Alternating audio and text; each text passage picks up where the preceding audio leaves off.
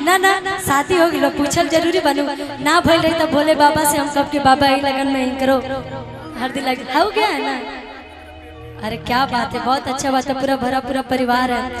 अच्छा जितने हमारी माताएं बहने हैं उन लोग में से जिसकी जिसकी शादी हो गई है, जिसकी जिसकी शादी हो गई है, किसको किसको ऐसा लगता है कि मेरे पति देव जी राम जी जैसे मिले, जरा हाथ उठा के बताइए तो। किसी को नहीं लगता है। अच्छा जिसको जिसको लगता होगा कि रावण मिले वो हाथ नहीं उठाएंगे, जिसको जिसको लगेगा राम जी मिले वही हाथ उठाएंगे। ला भाई, अगर ये बतिया हम अपने भाई लोग से पूछती तो एकदम तुरंत हाथ उठा। ऐसे समाज में बेइज्जती हो जाती है, ऐसे समाज में हाथ उठाना चाहिए। अच्छा किसी को नहीं लगता कि मेरे पति देव जी राम जी जैसे हैं?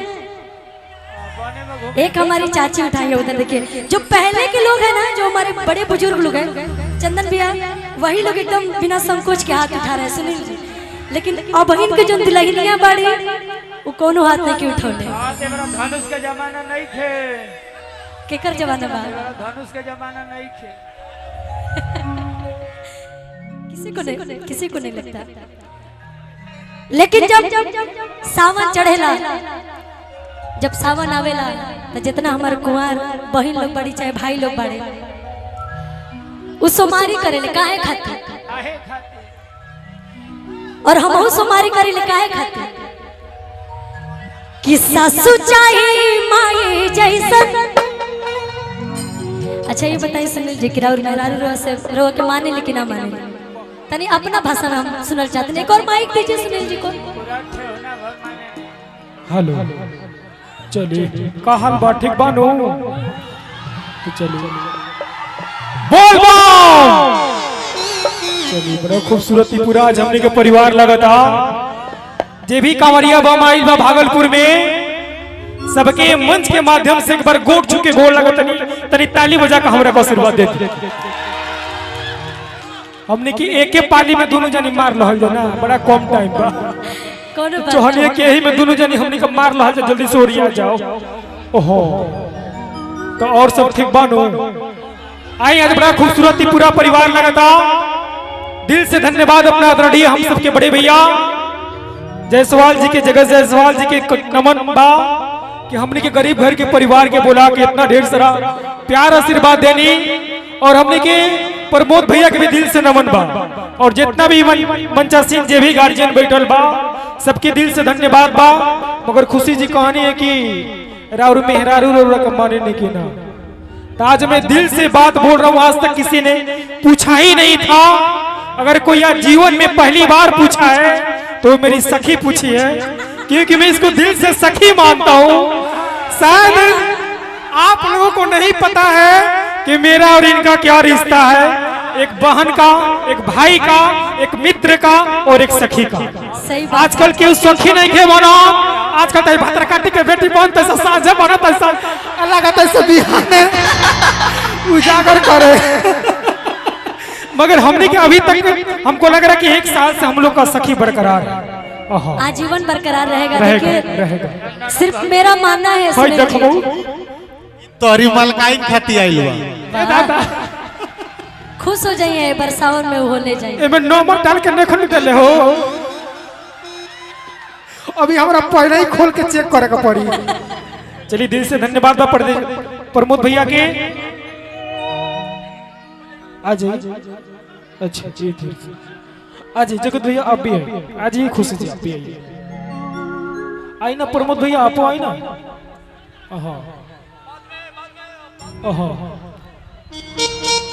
चलिए खुशी जी बोल। सुनील जी हमार दोनों जने हम ये माने ले कि खून के रिश्ता ही रिश्ता ना होला, खून के रिश्ता से बड़ा दिल के रिश्ता होला। और जैसे हमार जौन भी संबंध बा, जौन भी रिश्ता पे आज तक वैसे बा कि हम रिश्ता के बहुत अहमियत दिले, बहुत ज्यादा अहमियत दिले, और ये आजीवन रहे।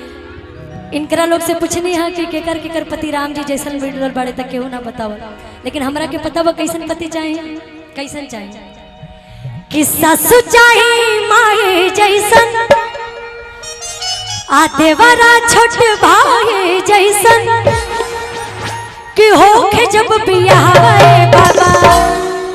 हमू बाबा से कहतनी कि होखे जब बियाह दुगुन में कि राम जी के जैसन चाहिए हमरो दुल्हवा बाबा, राम जैसन चाहिए हमरो दुल्हवा बाबा, राम जी के जैसन चाहिए हमरो दुल्हवा बाबा, राम जैसन चाहिए हमरो दुल्हवा बाबा, सस चाहिए माई जैसन देवरा छोट भाई जैसन, सस चाहिए माई जैसन देवरा छोट भाई जैसन होके जब बियाह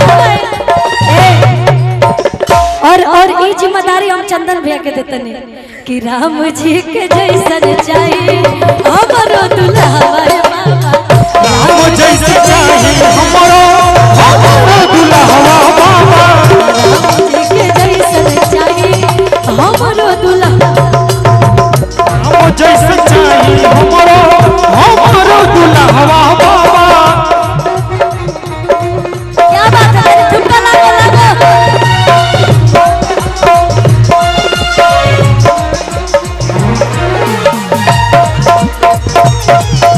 क्या बात है, जय हो बाबा। बजावे रे हमार जोगिया हो डम डम डमरू बजावे रे हमार जोगिया, राम जी के जैसन हमरो दुल्हवा,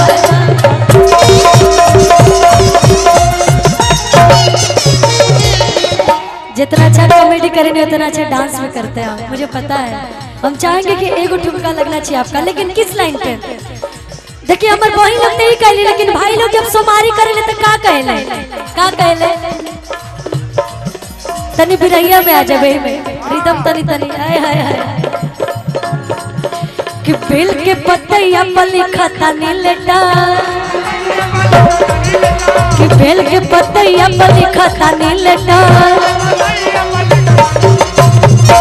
कितना लोग भाई ऐसे बड़े जकर ब्याह नहीं के भाई लोग हमारे, और कितने लोग बाबा धाम जाने वाले हैं इस बार, कितने लोग जाने वाले हैं?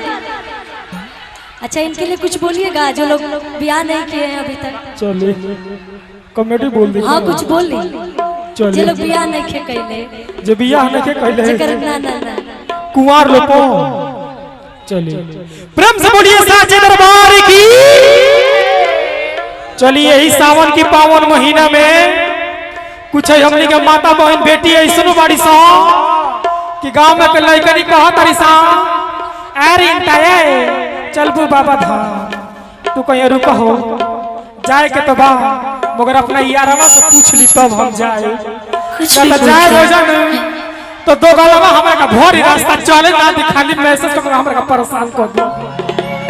तो लोग लइकनिया अपनी लवर के लगे फोन लगौले बिया कहतिया हेलो हाँ नमस्ते, देखी ना आई खुशी बनी जाता नहीं बाबा धाम हम हो जाए तो लोग से कुछ लइकवा कुछ कही तो ई कही लइकनिया अपने खान सबका बुझल का हाँ इहे कुल बाबा धाम में होला भीड़ भड़का में एक खुशी जितने एकर बाप भगठा वो सब के ही भगठा। तो कुछ लइकनी कुल के लभर लो लागे लो हर जगह गइला में टोका टोकी करे तो वो सब चीज तो हमने के वीडियो बना के डालनी जा जो उनकी वीडियो हमारा लगता कि 20 मिलियन भी क्रॉस के लेबा, मगर आप सबके बदौलत आप सबके उठा के बल से क्या आज हमने के जीवन में खुशी बना। तो सच में हमने के जीवन में कुछ खुशी जी ना रहा। अपने खून का रिश्ता कह के बात बोला तो मैं बोल देता हूँ। हमारे मुश्किल घड़ी में मेरा परिवार भी मुझे साथ नहीं दिया था, मगर उस मुश्किल घड़ी में हमारे मित्र हमारे सहयोगी हमारी माता बहन बेटी ने साथ दे करके और आज मुझे यहाँ तक पहुँचाए हैं। तो आप लोगों ने मुझे यहाँ तक पहुँचाया ना, तो मुझे मेरा कोई साथ नहीं दिया था। आज हमारे मंच पे तमाम बड़े बड़े स्टार तमाम बड़े बड़े लोग कलाकार आए हैं और उसी के बीच में हमारे विष्णु भैया लीवे फर्नीचर के मालिक हमारे आए हैं, जो आज मैं इस मंच में खुलेआम बोलता हूँ कि हमारी पत्नी भी जब आई थी तो अच्छा बेड लेके नहीं आई थी। मैं दिल से बोलता हूँ, मैं गरीब घर के परिवार में मैं शादी किया था, मगर हमारे विष्णु भैया ने आइए ना इधर आइए ना, आज इन्होंने हमारे घर में बेड और अलमारी इतने लगवा दिए हैं कि आप सबसे मैं क्या बोलूं। इनको मैं कोट कोट नमन करते, थोड़ा ताली बजा के इनको आशीर्वाद दे दीजिएगा। अब मैं आता हूँ इनके यहाँ प्रमोशन करता हूँ तो कभी पैसा का बात नहीं होता है। जो मन में आए वो हम बोल देते हैं, जो इनकी इच्छा होता है मेरे साथ कर देते हैं। लाखों लोगों को भैया आज आके, लाखों लोगों को आज आके 1000 तरह की बीमारी का इलाज होता है उसमें। और जब सब लोग घर भर शाम को टेंशन से घर आता है काम करके, और आपका 2 वीडियो देख लेता है तो सब टेंशन खत्म हो जाता है। तो इसके लिए भैया ये आप बहुत बड़ा काम कर रहे हैं। Thank you thank you thank you. Cord दीजिए भैया। कुछ हमारी माताओं बहने का फरमाइश, लेकिन मेरे भाइयों की फरमाइश क्या है, जब ये लोग सावन की सोमवारी करते हैं तो किसके लिए करते हैं कि बेल के पतैया पर लिखा तानी लेटा कि मेहरा जो चाहे बेटर, मेहरा जो चाहे, मेहरा जो चाहे बेटर, मेहरा जो चाहे बेटर, मेहरा जो चाहे बेटर। अच्छा, जितने हमारे बोलबम जाने वाले लोग शिविर में जितने भक्त जन आए हैं, थोड़ा एक बार ठुमका लगाइए इस गाने पे। जो लोग बाबा से मांगने जा रहे हैं, अच्छी पत्नी अच्छी जीवन साथी मांगने जा रहे हैं, वो लोग थोड़ा थोड़ा ठुमका लगाएंगे इस गाने पे कि बेल के पतैया पर लिखा तानी लेटा, कि बेल के पतैया पर लिखा तानी लेटा, कि मेहरा रू चाही बेटा, मेहरा रू चाही, मेहरा रू चाही बेटा, मेहरा रू चाही बेटा, मेहरा रू चाही बेटा।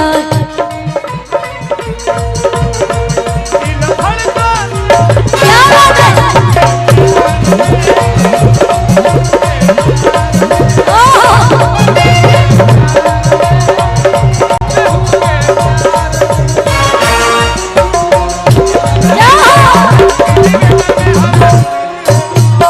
खुशी जी देखी होने से हमार भौजी फोन कैले बड़ी यही बेर अपना पति के लगे आ कैसे कहा तरी, देखी होने फोन लागल बा आ सबके जब सारा मरद कुल के देखले बड़ी तुलकर आह दिल से निकलल बा और कहा तरी, अरे आंसू के सावन में बोले आइबो कि ना आइबो,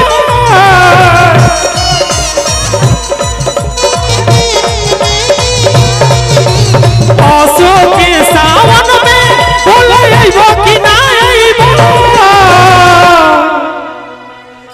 अरे रजऊ प्रेम से बोलिए साचे दरबार की, अरे रजऊ क्या बात? देवघर जाइबो कि ना जाइबो, रजऊ देवघर जाइबो कि ना जाइबो,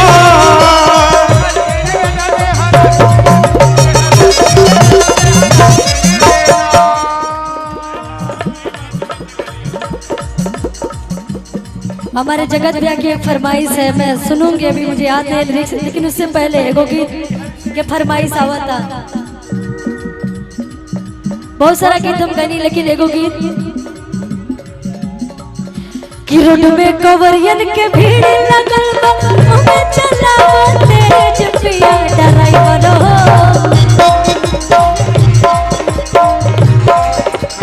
क्या बात है? कि रोड में कवरियन के भीड़ लगल बा, हमें चलाओ तेज पिया ड्राइवर हो, आधा कधा करत पिया ड्राइवर हो, आधा कधा करत गोरे।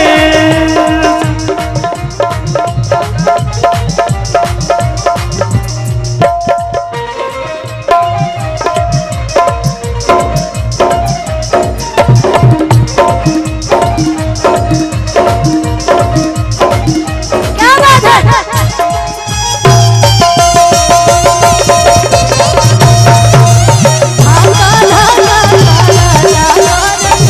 अच्छा रुक, एगो बड़ी अच्छा गीत हमारा आइल बा, अनुराग भैया भेजले रही हमरा के गाँव के। कहाँ है अनुराग भैया?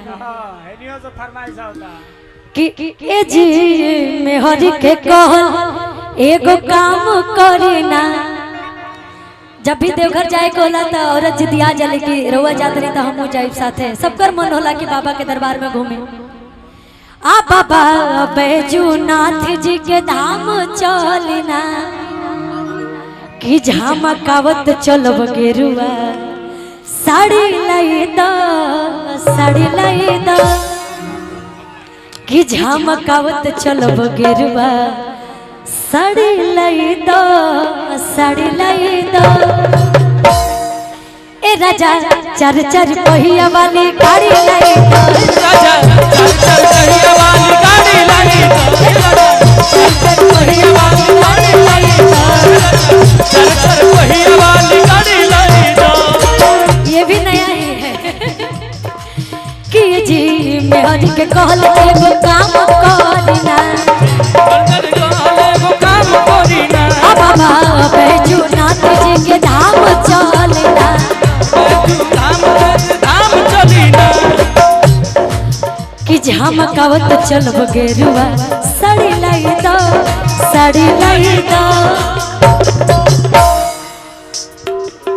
ए राजा चार चार पहिया वाली गाड़ी लाई राजा चल चल पहिया वाली गाड़ी लाई दो राजा चल चल पहिया वाली गाड़ी लाई दो चल चल पहिया वाली गाड़ी लाई दो। क्या बात है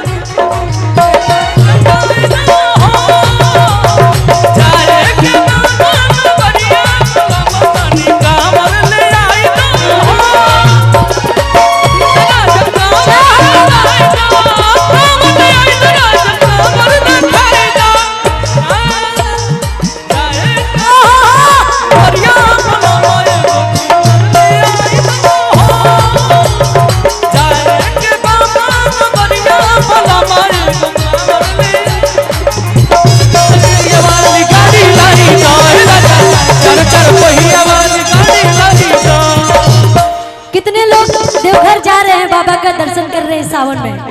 कितने लोग जा रहे हैं? हमारे विजय भैया प्रमोद भैया के मित्र भैया की तरफ से बहुत सारा प्यार। जितने भी लोग जा रहे हैं देवघर बाबा के दरबार में और जितने लोग अपने परिवार के साथ जा रहे हैं उनके परिवार चाहते हैं कि सब लोग साथ में जाए बाबा का दर्शन करने। तो मालिक तू पहिया में तो सभी आई ना ऐसे कहा तरीके तनी चार पहिया की व्यवस्था करे कि सभी परिवार एक साथ दर्शन का हो। ए राजा चार चार पहिया वाले गाड़ी लाई दो राजा चल चल पहिया वाली गाड़ी लाई दो राजा चल चल पहिया वाली गाड़ी लाई दो राजा चल चल पहिया वाली गाड़ी लाई दो। जय हो बाबा, क्या बात है। भीड़ नहीं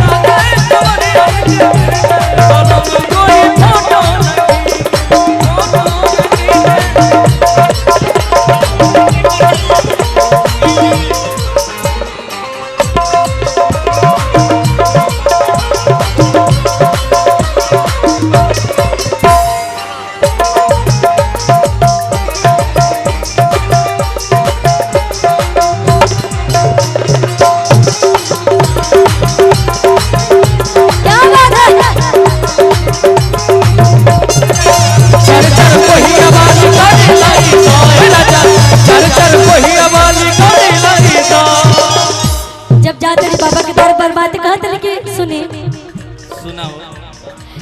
देवघर जाए के पिया बाटे बड़ी मनवा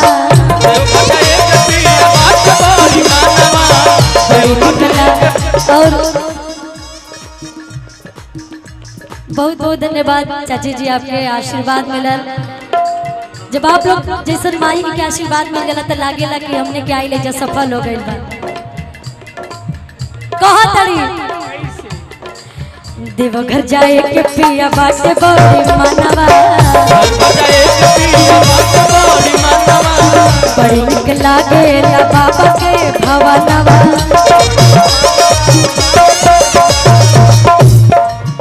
कि चढ़ावेला फल फलहरी लाई दा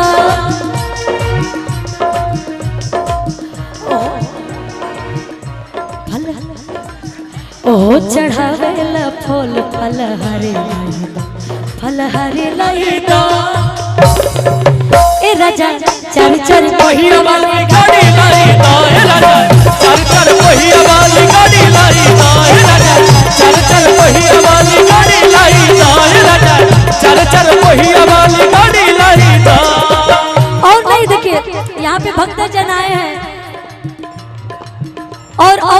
मान ली वादा करके अगर बाबा के दरबार में ना ले जाइए तो एगो लाइन हमरा याद आ गई